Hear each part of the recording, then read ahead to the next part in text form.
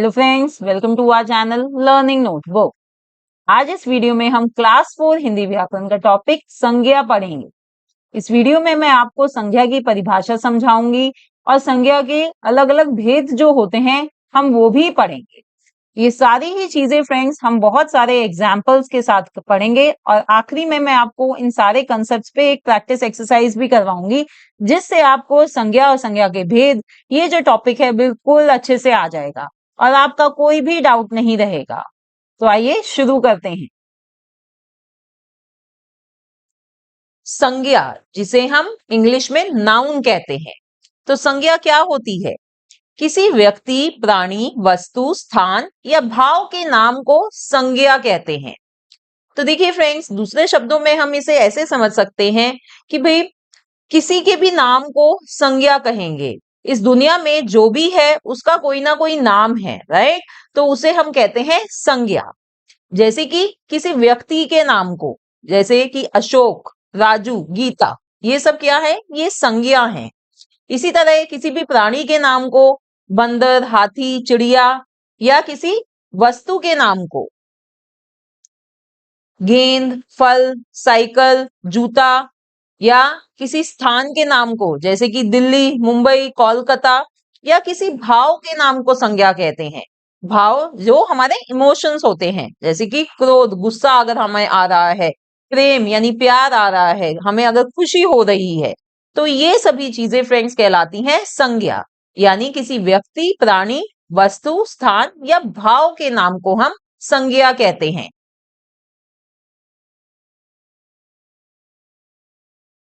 अब हम पढ़ेंगे संज्ञा के भेद। संज्ञा के 3 प्रकार के भेद होते हैं। कौन कौन से? पहला है व्यक्तिवाचक संज्ञा, दूसरा है जातिवाचक संज्ञा और तीसरा है भाववाचक संज्ञा। तो इस वीडियो में फ्रेंड्स मैं आपको इन तीनों प्रकार के भेद को अच्छे से समझाऊंगी एक एक करके। तो आइए पहले समझते हैं व्यक्तिवाचक संज्ञा। व्यक्तिवाचक संज्ञा, जिसे इंग्लिश में हम प्रॉपर नाउन कहते हैं। जो शब्द किसी विशेष व्यक्ति, स्थान या वस्तु का बोध कराते हैं उन्हें व्यक्तिवाचक संज्ञा कहते हैं। तो फ्रेंड्स, वो शब्द जो किसी एक विशेष व्यक्ति या किसी एक विशेष स्थान या किसी एक चीज, विशेष वस्तु के बारे में बताता है, बोध कराते हैं, उन शब्दों को हम कहते हैं व्यक्तिवाचक संज्ञा। यानी ऐसे शब्द जो किसी एक के हों और उनसे उनकी पहचान हो। तो ऐसे शब्द फ्रेंड्स जो किसी एक के ही हो। For example Himalaya. देखिए, अब जब हम हिमालय बोलते हैं तो हमें हिमालय पर्वत जो हैं उनकी पिक्चर हमारे दिमाग में, हमारी आंखों के सामने आती है। तो हम सिर्फ हिमालय के बारे में सोचते हैं। जैसे ही हम हिमालय माउंटेन्स कहते हैं तो हिमालय याद आते हैं हमें। इसी तरह से फ्रेंड्स, राम, श्याम, ये किसी व्यक्ति के नाम है। तो जब हम राम के बारे में बात करें या श्याम के बारे में बात करें तो हमें वही व्यक्ति याद आते हैं, राइट? तो विशेष व्यक्ति, विशेष स्थान या विशेष वस्तु का बोध कराते हैं ये व्यक्तिवाचक संज्ञा। इसी तरह से दिल्ली, मुंबई, कोलकाता, ये क्या है? ये विशेष स्थान है, पर्टिकुलर प्लेसेस हैं, पर्टिकुलर जगहें हैं ये। तो ये सभी होते हैं व्यक्तिवाचक संज्ञा। आइए व्यक्तिवाचक संज्ञा के कुछ और उदाहरण भी देखते हैं। व्यक्तियों के नाम, आदित्य, सार्थक, मोहन, अंकिता आदि। तो जो भी व्यक्ति के नाम होते हैं, आपकी क्लास में भी जितने भी बच्चे हैं उन सबका कोई ना कोई नाम है, तो वो क्या है? वो व्यक्तिवाचक संज्ञा है।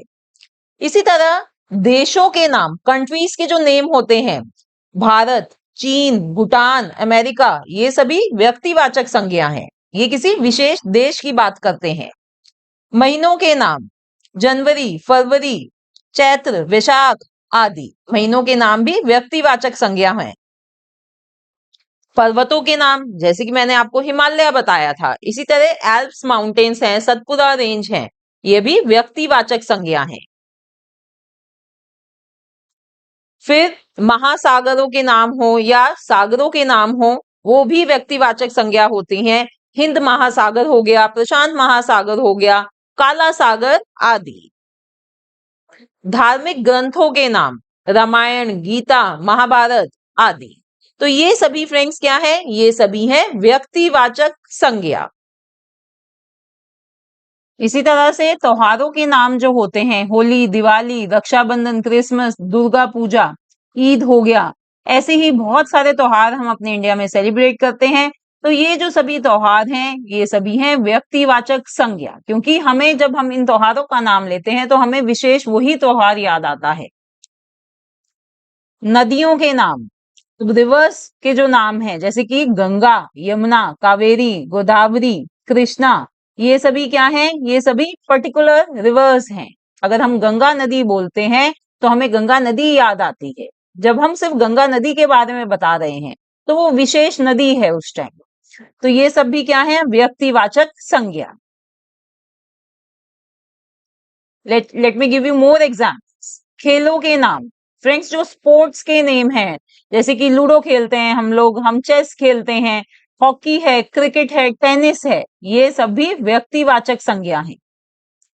दिनों के नाम, सोमवार, रविवार, शुक्रवार, मंगलवार, ये सभी क्या हैं? ये सब भी व्यक्तिवाचक संज्ञा है, क्योंकि हम उस दिन का नाम है, हम उस पर्टिकुलर डे की बात करते हैं। जब हम कहते हैं कि भाई संडे को मेरी छुट्टी होती है, तो वो जो संडे है, जो रविवार है, वो एक व्यक्तिवाचक संज्ञा है। सो नाउ आई होप आपको ये व्यक्तिवाचक संज्ञा अच्छे से समझ आ गई है। अब नेक्स्ट भेद है संज्ञा का जातिवाचक संज्ञा।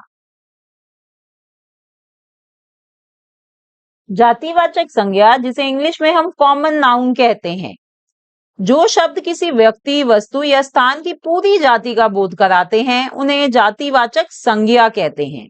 तो जातिवाचक संज्ञा वो होते हैं जो किसी व्यक्ति, वस्तु या स्थान की जाति का बोध कराते हैं।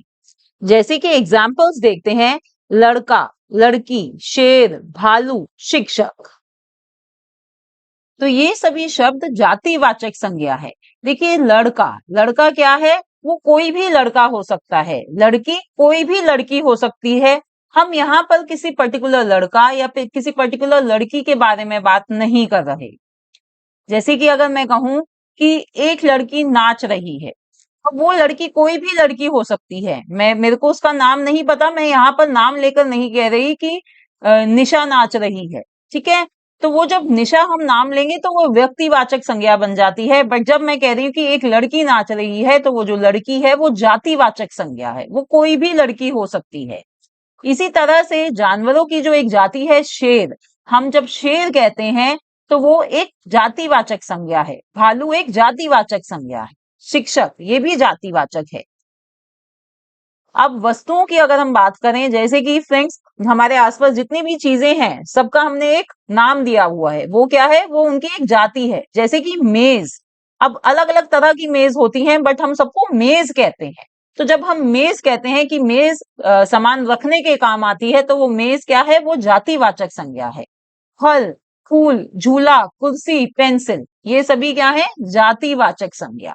अब पेंसिल का एग्जाम्पल देती हूँ फ्रेंड्स। अगर आप कहें कि भाई मेरे को पेंसिल से लिखना अच्छा लगता है, तो पेंसिल है जातिवाचक संज्ञा। पर अगर आप कहें कि मेरे को डोम्स की पेंसिल से लिखना अच्छा लगता है, तो डोम्स या नटराज बन जाएगी व्यक्तिवाचक संज्ञा।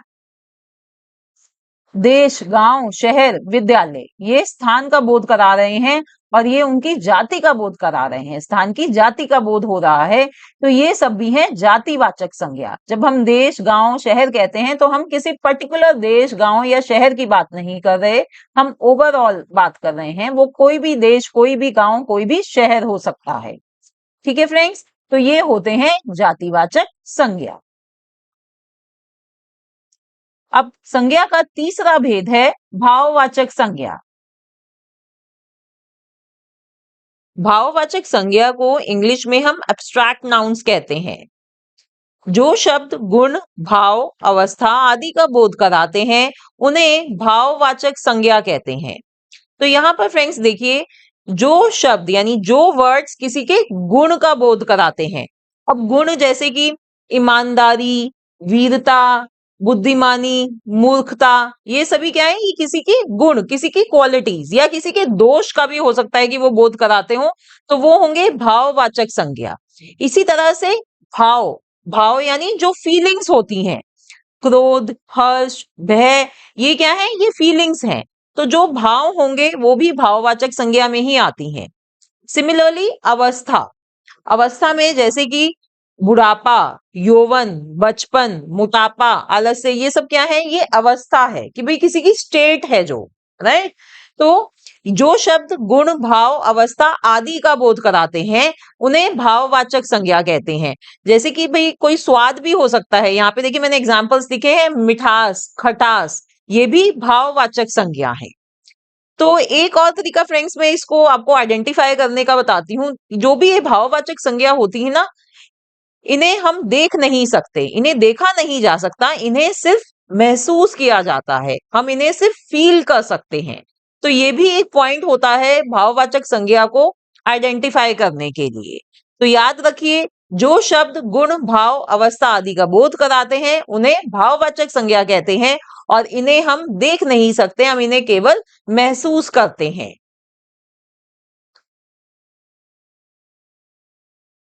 आइए कुछ वाक्य देख लेते हैं। उसने अपना बचपन गांव में बिताया। तो यहां देखिए बचपन, बचपन क्या है? एक अवस्था है, तो ये भाववाचक संज्ञा हुई। उसमें बहुत साहस था। साहस एक गुण है, किसी के गुण के बारे में बताया जा रहा है, साहस, तो वो ये एक भाववाचक संज्ञा है। स्वतंत्रता बहुत मूल्यवान है। स्वतंत्रता यानी कि एक ये अवस्था है फ्रेंड्स, फ्रीडम, फ्रीडम बहुत मूल्यवान है, तो स्वतंत्रता भी भाववाचक संज्ञा है। इस मिठाई में बहुत मिठास है। मिठास, यहाँ पर हमें उसके स्वाद के बारे में बताया जा रहा है कि मिठाई में बहुत मिठास है, तो मिठास भी एक भाववाचक संज्ञा है। तो अब हमने फ्रेंड्स संज्ञा के ये तीनों भेद अच्छे से समझ लिए हैं। आइए अब इसके ऊपर एक प्रैक्टिस एक्सरसाइज करते हैं। निम्नलिखित वाक्यों में रंगीन संज्ञा शब्दों के भेद लिखिए। तो हमें कुछ वाक्य प्रोवाइडेड हैं इधर, उसमें जो वाक्यों में जो शब्द रंगीन है, यानी कि जैसे यहाँ देख रहे हैं जो शब्द रेड में है, हमें उन संज्ञा शब्दों के भेद बताने हैं। पहला वाक्य है मोहन एक लड़का है। तो यहाँ देखिए मोहन क्या है? मोहन एक पर्टिकुलर व्यक्ति का नाम है, एक विशेष व्यक्ति का नाम है, तो मोहन है व्यक्तिवाचक संज्ञा। एक लड़का, अब लड़का क्या है?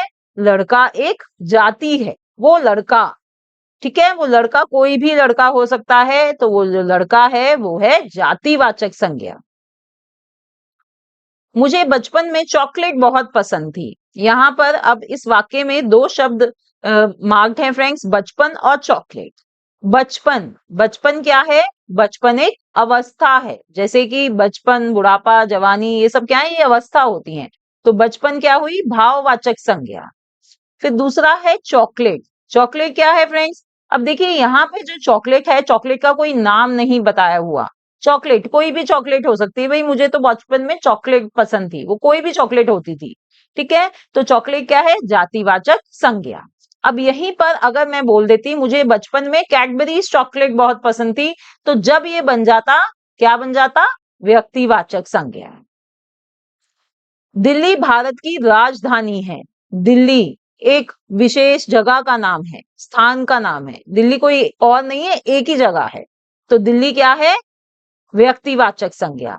इसी तरह से भारत एक पर्टिकुलर कंट्री का नाम है, एक ही भारत है पूरी दुनिया में, ठीक है, तो वो भी व्यक्तिवाचक संज्ञा है। राजधानी यानी कि कैपिटल, कोई भी राजधानी हो सकती है वो, तो ये राजधानी जो है वो है जातिवाचक संज्ञा। आइए नेक्स्ट सेंटेंस देखते हैं। गीता एक पवित्र पुस्तक है। अब यहाँ पे देखिए हमें एक पवित्र पुस्तक का नाम दिया है, जो हमारा ग्रंथ है गीता। तो गीता क्या है? व्यक्तिवाचक संज्ञा, धार्मिक ग्रंथ है ना। और पुस्तक, पुस्तक क्या है? जाति है, वो कोई भी पुस्तक हो सकती है। नाम दिया है गीता, तो वो व्यक्तिवाचक हो गई। फिर कहा एक पवित्र पुस्तक है, तो पुस्तक क्या हुआ? जातिवाचक संज्ञा। सचिन से मेरी मित्रता है। अब यहाँ पर देखिए हमें सचिन, सचिन क्या है भाई? मैं पर्टिकुलर पर्सन की बात कर रही हूँ, एक विशेष व्यक्ति जो मेरा फ्रेंड है सचिन, उसी की बात हो रही है, तो सचिन व्यक्तिवाचक है। मेरी मित्रता है। अब मित्रता क्या है फ्रेंड्स? मित्रता एक क्या है? वो एक भाव है, तो ये क्या हुआ? भाववाचक संज्ञा। हनुमान जैसी भक्ति किसी में नहीं है। अब यहाँ पर देखिए इस सेंटेंस में भक्ति मार्क्ड है। अब देखिए जो जो संज्ञा मार्क्ड है ना, दैट में हमें उसी का बताना है, अदरवाइज और भी संज्ञा शब्द हैं इसमें, हनुमान, बट हमें भक्ति का बताना है। भक्ति क्या है? वो एक भाव है, वो एक फीलिंग है। तो ये हुई, क्या हुई है? भाववाचक संज्ञा। मेरे दोस्त की लंबाई मेरे से अधिक है। यस फ्रेंड्स, तो यहाँ पर क्या मुझे बता सकते हैं कि जो ये लंबाई है ये कौन सी संज्ञा है? यस, ये एक भाववाचक संज्ञा है, क्योंकि लंबाई से हमें किसी की लंबे होने का भाव, उसकी अवस्था का पता चलता है। तो लंबाई क्या है? लंबाई एक भाववाचक संज्ञा है।